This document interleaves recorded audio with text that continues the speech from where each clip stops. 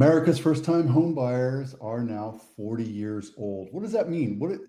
Back in my day, I struggled with money and finances and credit, but I was 20-ish, and not making a ton of money, and it was just barely out of grasp that I could figure out how to buy a house. I always wanted to buy a house and own a house, and I understood the multiplicity of it and how that actually creates wealth over time. But for the newest generation, how frustrating it must be knowing that you're just going to be a renter for the rest of your life unless you do something completely different to change old ways or old habits. Affordability is so crazy right now that home renters are holding off until they can actually make some kind of substantial money because it costs so damn much to buy a house. I think it's pathetic that we can't come up with some kind of a program that allows the standard home buyer to buy a home.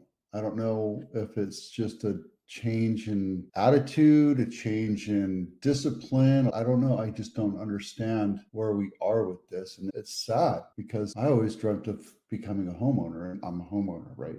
That's what it is. You build your wealth through that. Must be frustrating for the engineer that lives here and he can't afford a freaking house, even though he makes way more than pretty much anybody else in the world. And it's sad. But it's all across the United States too. So wages are not keeping up with, eventually it will, right? But we're in a kind of a quagmire of the top of the market, inflation, fear of recession, fear of massive job loss, fear of World War III, all these different things. And I think it has a lot to do with what the media is telling us right here. It has a supply problem. For the last 20 years, we've not built enough homes all across the United States to keep up with demand. So you see all these crash bros saying, oh, this market's crashing, or this market. It's not going to crash. It's not like in 2008 because people have equity in their houses. We don't have those types of loans where you can just jump into a house with no money down and do a pick and pay or negative amortization, and then all of a sudden they're upside down. That is right now where the car market is, the automotive industry is right now. And you hear, if you open your eyes and your ears, you hear and see reports on how poorly the automotive manufacturer. We still have people that want to buy a house. They can't afford it here, so where do they go? They go to another place and they make a little bit less money, but they can actually afford a house, but still it's a nice, nasty conundrum. It would be great if we had a massive crash so people could, again, buy homes. I know it's kind of self-defeating considering the fact that I'm a homeowner. However, if you sell a house, you don't necessarily have to buy a house. You can buy a business, you can buy into a REIT or a syndication, you can buy all sorts of different things with that cash, but where are you going to live? Zillow is hit with a class action lawsuit over alleged mortgage steering scheme. And it's true. The way they force you into it, you should know about what's going on, because why this affects you is we are not allowed to tell you which lender to use or which inspector or which title company or which vendors that we work with. We suggest a few, right? And that's it. That's all we can do. I have a list of handymen. They bring them in, they give quotes, and then you decide. I don't care which one you use. If you have yours, that's great, but you have to control them because I don't have a relationship with them. Same thing with lending. I don't care who you use. I have 3 guys that I use that I offer up, and I tell you, go to your credit union too. I have no stake in the game. Zillow does. Zillow is a lead aggregation site. Kind of like when you say, hey, I want to look at my insurance, and all of a sudden now you get all these ads on advertising for insurance, and all of a sudden you fill out a form and now you're getting 20 calls a day. Yeah, it's an aggregator site, and that's what they do. So you ever fill out a form on Zillow or Realtor or whatever, Redfin, they all go to a lead aggregator site, meaning a ton of people are going to be calling you and annoying the shit out of you until you tell them to stop calling you or you settle with somebody. That's how these sites work. Zillow is no different. And it's become so sophisticated that they work with specific agents and they take upwards of 25 to 40% of their commission. So if you were working with me and I told you, oh no, I charge 3%, they're taking 30% of that. They're taking a huge chunk just for delivering the lead to me. No other value other than they're delivering a lead to me. And now I have to do all the work and they get all the money. On top of that, my broker takes a big chunk out of that. On top of that, I have to pay insurance and continuing education, all these other fees. So to me, it's not worth it. I don't do that. But when I'm in the system, if I was in the system, would also be judged on steering you or pushing you towards their other vendors, which they have a lender company and they have all these other companies that they work with. And if I don't push them or have you use their lending company, Zillow loans, whatever the hell that is, or whatever it's called, I get gigged on it. That's what this lawsuit is. It's called steering and it's illegal. Anybody that tells you that you have to use their person for whatever reason, absolutely. Like my mechanic, I got sideswiped the other day. I took it to my mechanic. He's, let me take you to this guy. I go, yep, I know he's going to get a little vague. I don't care. He's a good friend. I trust him. I know he gets a little commission off of that. I don't care. He's going to take me to the right person. I don't have to deal with it. It wasn't my fault. This poor little lady, so sweet. She sideswiped me. It was an accident. It's metal. I don't care. It's going to the shop today. That's steering, but I can also say, yeah, no, I want to get multiple quotes. I want to do this.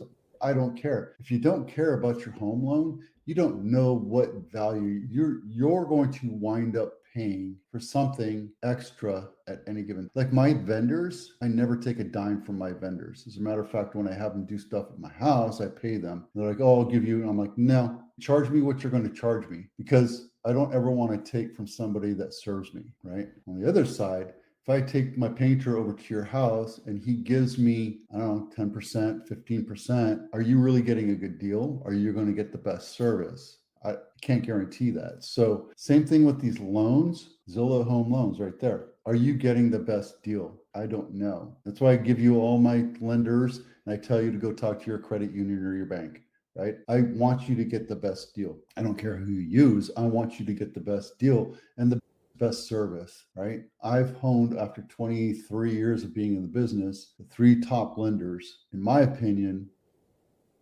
I have personal relationships with them, right? I would trust them with my loan. So just keep that in mind. All right. Cupertino house of the week, Christensen Drive, not my listing, 4-bedroom, 2.5 bath, 1978 for a measly $4 million. And look at this house. It is boring as hell. There's nothing sexy about this $4 million house other than the fact that you live in Cupertino and you're right by the Memorial Park. And this is De Anza. Boring. Is $4 million is crazy and just listed 3 days on market. Yeah. Crazy. Okay, Willow Glen. I'm disgusted how expensive these houses are. Hicks, 3.3 million. San Jose still, so it's not going to be as expensive as Cupertino, but we also don't have the great schools that Cupertino has or the amazing employment opportunity of Apple Cupertino has. 4-bedroom, 4.5 bath, Hicks Ave, brand spanking new, 3.3. You also have to pay the Measure E tax on this, so be careful. And it's on Hicks, which is a semi-busy road. Let's take a look inside. This is a brand new home. If you see an old home, you want to make that investment, buy a house for $1.5 million, tear it down, put another $2 million into it. This is what you're going to get right here, right? You're going to make a couple $100,000 off of this. The developer, this construction company, is going to make a hell of a lot more money on it than you are. You take all the risk. They do all the work, right? I get it. 1, 2, 3, 4, huge 2-car garage, but it's custom. You get to make your choices, and then it becomes $3.2 million. There you go. Winding Way. This is luxury home of the week, $25 million. 6 bedrooms, 6.5 baths, 4.5 acres, built in 1997, and you get a great picture of the tree that's in front of this beautiful house. Woodside. Let's see. This just says old world, old money. Hey, just look at the decor. It's older. I get it. I wouldn't buy this house though. It just doesn't sing to me. Maybe I'm picky in my old age. Who knows? Hey, if you're thinking about selling your house, now is the time to do it. Get ready for the spring. Download this inspection checklist and get all the to-dos done before you put it on the market. You're going to sell your house a lot faster that way. Nothing crazy is going on right now. We're at $18 billion in revenue in sales across the county. Our sales price is basically the same. It has been the same all year. There's not been really a huge gain on the averages. In Blossom Valley, I think it started at 1.4 this year. So there's that increase, but Santa Clara on the whole is holding still. Same with San Mateo. Actually, San Mateo went up, I think, 10% over since the beginning of the year. Inventory is supply and demand. We still have the demand. We just have picky buyers and we have stubborn sellers. So nothing really is going to change until things get shaken up. We either increase the supply or increase the demand and make things more affordable by lowering the rates, or make things just more affordable. So we need more supply. That's just the continuing story of this whole year. Is we need more supply. We need to build more homes. Here in Silicon Valley, yes, but all across the United States, we have demand for tens of millions of homes. We're not building enough. And if we do build, we ask for too much.